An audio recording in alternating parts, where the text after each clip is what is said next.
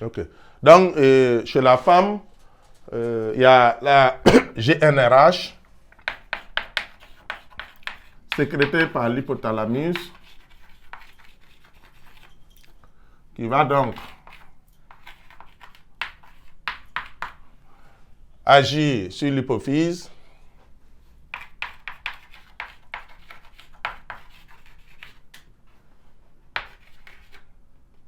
Donc, antérieur, notamment. Bon, il y a l'hypophyse postérieure aussi.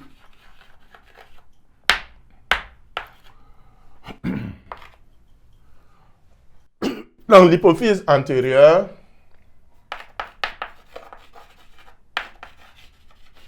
c'est ça qui nous intéresse.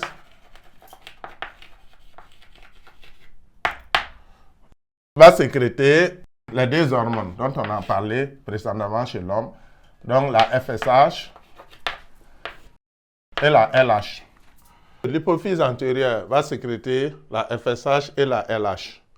Et la FSH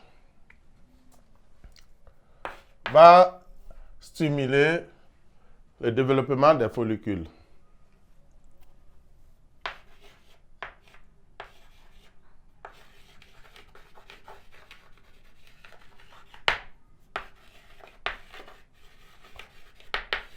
Donc, si vous voulez, la folliculogénèse. Et la LH va stimuler l'ovulation.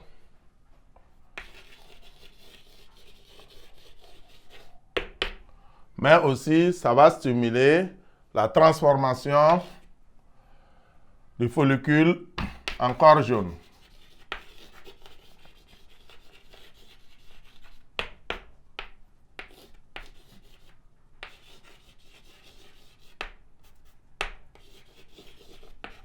Donc, le follicule vide en corps jaune.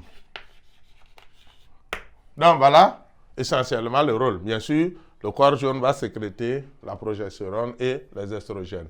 Et donc, de façon résumée, au niveau donc des rétrocontrôles, comme on a vu chez l'homme, le rétrocontrôle il est toujours négatif.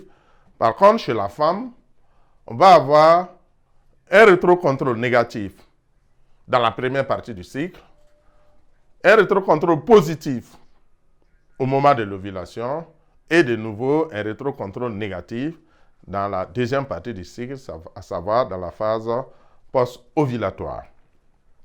Dans la première partie du cycle, c'est-à-dire dans la phase folliculaire,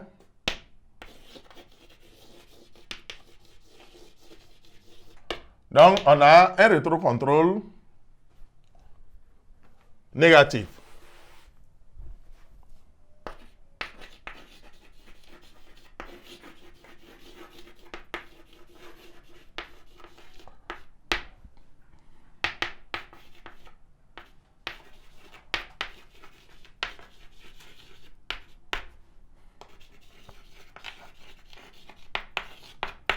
Le rétrocontrôle négatif s'explique par le fait que les cellules folliculaires sont en nombre réduit. Et au fur et à mesure qu'on progresse dans le cycle, c'est-à-dire les règles, premier jour des règles, deuxième jusqu'à la fin des règles, et ensuite, vers le 14e jour, on tend vers le 14e jour, le nombre de cellules folliculaires augmente. Et cette augmentation va faire que la quantité d'estrogène sécrété va également augmenter. Au fur et à mesure, ça augmente. Et à un moment donné, il y a une valeur, une quantité d'hormones ovariennes, c'est-à-dire d'estrogène, qui va être sécrétée et quand ça atteint une valeur limite, le feedback qui est négatif au début, c'est-à-dire que ça va exercer une inhibition de la sécrétion des hormones hypophysaires. Donc, on parle de feedback négatif. Donc, on va passer, lorsque le taux d'estrogène atteint une valeur limite, on va passer d'un feedback négatif, c'est-à-dire au lieu d'inhiber la sécrétion de FSH et de LH, on va passer à un feedback positif. à l'approche de l'ovulation, sinon au moment de l'ovulation. Et paf, le taux de LH va monter du coup avec le taux de FSH, mais c'est surtout le taux de LH qui va augmenter. Donc en ce moment, on va parler de feedback positif.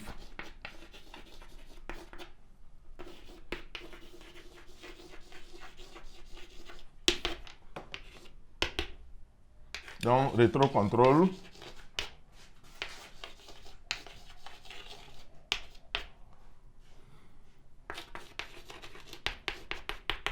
Donc, il va être positif.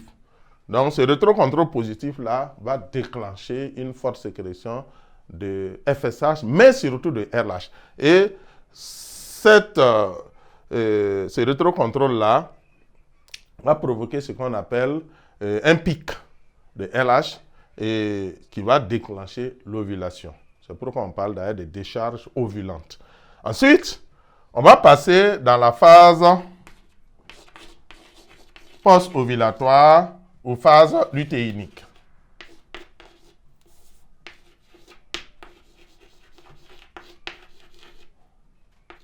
Donc, dans cette phase lutéinique, on va observer un rétrocontrôle négatif à nouveau. C'est-à-dire que on a donc le follicule qui est vide, qui va être transformé en corps jaune, qui va donc sécréter une certaine quantité de progestérone élevée, quantité élevée de progestérone, quantité relativement faible d'estrogène.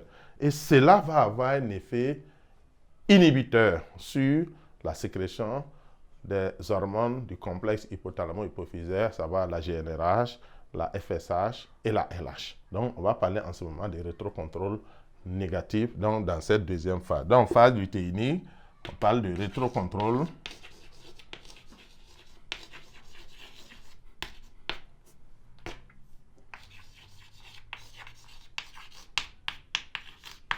donc, le rétrocontrôle va être négatif. Donc, nous résumons en termes de régulation, bien sûr, phase folliculaire, rétrocontrôle négatif, voilà, entretenu par la faible sécrétion d'estrogène jusqu'à une certaine valeur, puisque au fur et à mesure du premier jour du cycle jusqu'au 14e jour, la quantité de cellules folliculaires va augmenter, ce qui va augmenter également la quantité d'estrogène sécrété. Donc, à une certaine valeur d'estrogène sécrété, le feedback qui était négatif va devenir un feedback positif. Et ce feedback positif va entraîner une forte sécrétion de FSH, mais surtout de LH, ce qui va déclencher l'ovulation. Donc, c'est pourquoi on parle de rétrocontrôle positif qui va donc déclencher l'ovulation en ce sens que ça va provoquer un pic de LH.